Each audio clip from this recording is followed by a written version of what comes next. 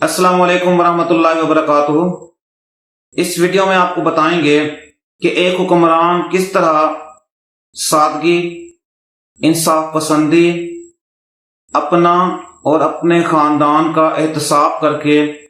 ایک کامیاب اور بہترین حکومت قائم کرتا ہے۔ اس بارے میں حضرت عمر رضی اللہ تعالی عنہ کی زندگی ہمارے لیے مشعل راہ ہے۔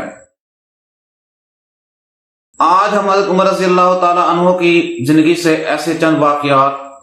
بتائیں گے جس سے آپ کو ایک بہترین معلومات ملے گی۔ حضرت عمر رضی اللہ تعالی عنہ فرماتے تھے کہ میرے لیے بیت المال کی رقم یتیم کے مال کی رقم کی حیثیت رکھتی ہے، یعنی جو حکم اللہ تعالیٰ نے یتیم کے مال کے بارے میں دیا ہے، میں سمجھتا ہوں کہ میرے لیے اللہ تعالیٰ نے بیت المال کی رقم کو استعمال کرنے کے لیے بھی وہی حکم دیا ہے۔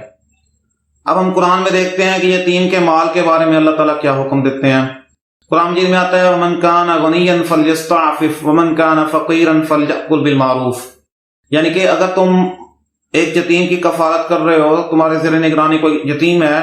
تو آپ اگر امیر ہیں، پیسے والے ہیں، تو آپ اس کی مال سے، رقم سے بچ کے رہیں، اور اگر آپ ضرورت مند ہیں، محتاج ہیں، تو آپ اس کے مال کو بقدر ضرورت استعمال بھی کر سکتے ہیں۔ تو یہی نظریہ تھا جو حضرت عمر رضی اللہ تعالی عنہ کی زندگی کا ایک اہم اصول تھا۔ بیت المال کی رقم کو وہ ایسے ہی استعمال فرماتے تھے، جیسا کہ روایات میں آتا ہے کہ ایک مرتبہ عمر رضی اللہ تعالیٰ عنہ بیمار ہو گئے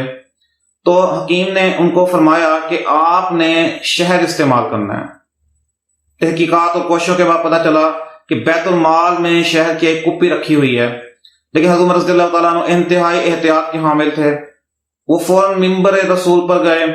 لوگوں سے جا کے اجازت طلب کی کہ بیت المال میں شہد موجود ہے، اگر آپ کی اجازت ہو تو میں استعمال کر لوں۔ تو لوگوں نے اجازت دی تو انہوں نے استعمال کیا۔ اسی طرح بحرین ایک کنٹری ہے، وہاں سے مشک اور عنبر خوشبو مسلمانوں کے لیے بھیجی گئی۔ حضرت عمر رضی اللہ تعالیٰ نے اعلان فرمایا کہ مجھے ایسا شخص چاہیے کہ جو اس کو اچھے طریقے سے تولے تاکہ کسی مسلمان کے ساتھ ظلم و زیادتی نہ ہو۔ حضرت عمر رضی اللہ تعالیٰ عنہ کی زوجہ مطہرہ عاتقہ بنت زید رضی اللہ تعالیٰ عنہ، انہوں نے عرض کیا کہ اے امیر المومنین، میں یہ خدمت سر انجام دینا چاہتی ہوں، میں ناپ تول میں ماہر ہوں۔ حضرت عمر رضی اللہ تعالیٰ عنہ نے فرمایا کہ آپ کے لیے یہ مناسب نہیں ہے،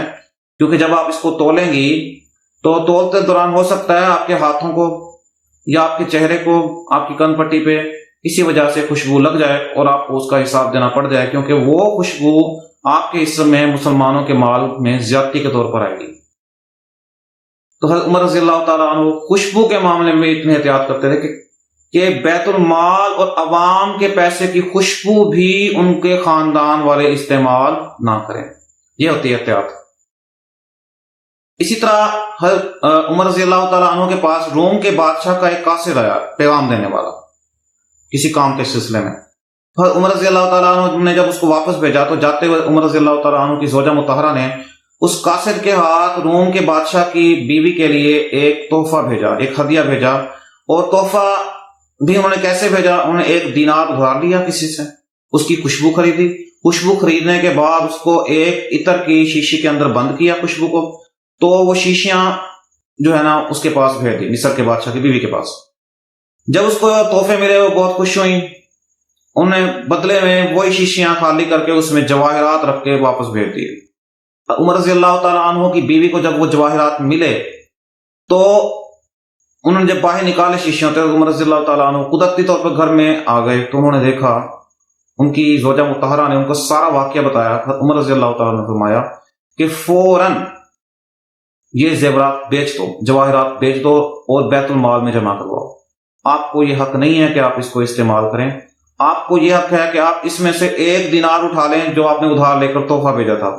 باقی سارا مال عوام کا ہے اور عوام کو ہی دیا جائے گا۔ تو اسی طرح عمر رضی اللہ تعالیٰ عنہ احتساب کا سلسلہ، ایمانداری کا سلسلہ، سادگی کا سلسلہ اپنے خاندان سے شروع کرتے تھے اور کوشش کرتے تھے اپنے خاندان میں اپنے ازواج مطہرات، اپنی اولاد کو اس پر کاربند فرمائیں۔ اسی سلسلے میں حضرت عمر رضی اللہ تعالیٰ عنہ کے اپنے بیٹے ابن عمر سے روایت ہے، عبداللہ ابن عمر سے روایت ہے، عبداللہ ابن عمر رضی اللہ تعالیٰ عنہ فرماتے ہیں کہ میں نے ایک دفعہ اونٹ خریدے،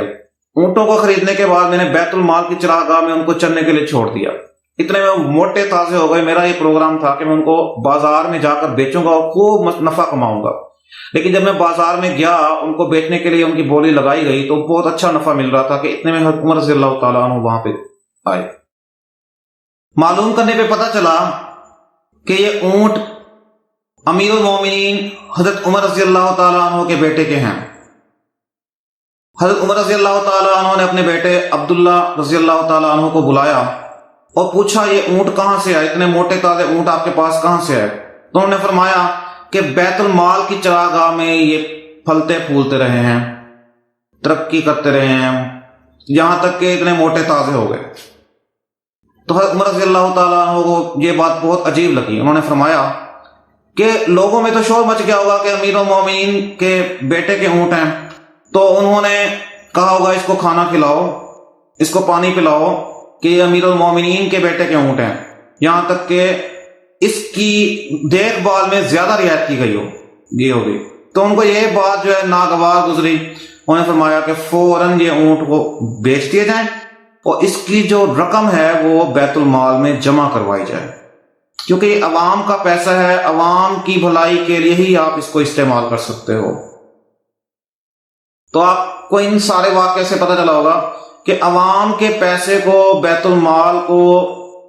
جو خزانہ ہوتا ہے عوام کا، اس کو کتنی زیادہ احتیاط سے استعمال کرنا چاہیے۔ اگر آج کل کے حکمران بھی اتنی ایمانداری، انصاف پسندی اور خلوص نیت سے حکومت کریں تو ایک ملک ترقی کے راستے سے کیسے ہٹ سکتا ہے؟ اس میں مہنگائی، اس میں غربت اور بے روزگاری جیسی بیماریاں اس میں کیسے پیدا ہو سکتی ہیں؟ تو ایک مثالی فلاحی ریاست کے قیام کے لیے ضروری ہے کہ ہم صحابہ کرام کی زندگی سے سبق حاصل کریں اور ان کے اصولوں اور ان کے قوانین کو اپنے لیے رہنما بنائیں۔ آپ صلی اللہ علیہ وسلم کی زندگی کو دیکھیں، صحابہ کرام کی زندگی کو دیکھیں، ان نے کون کون سے اصول اپنائے، کس طرح انہیں ایمانداری، خلوص نیت، سچائی کا جو ہے نا اعلیٰ نمونہ پیش کیا۔ اللہ تعالی ہم سب کو اپنے حفظ و امان میں رکھے۔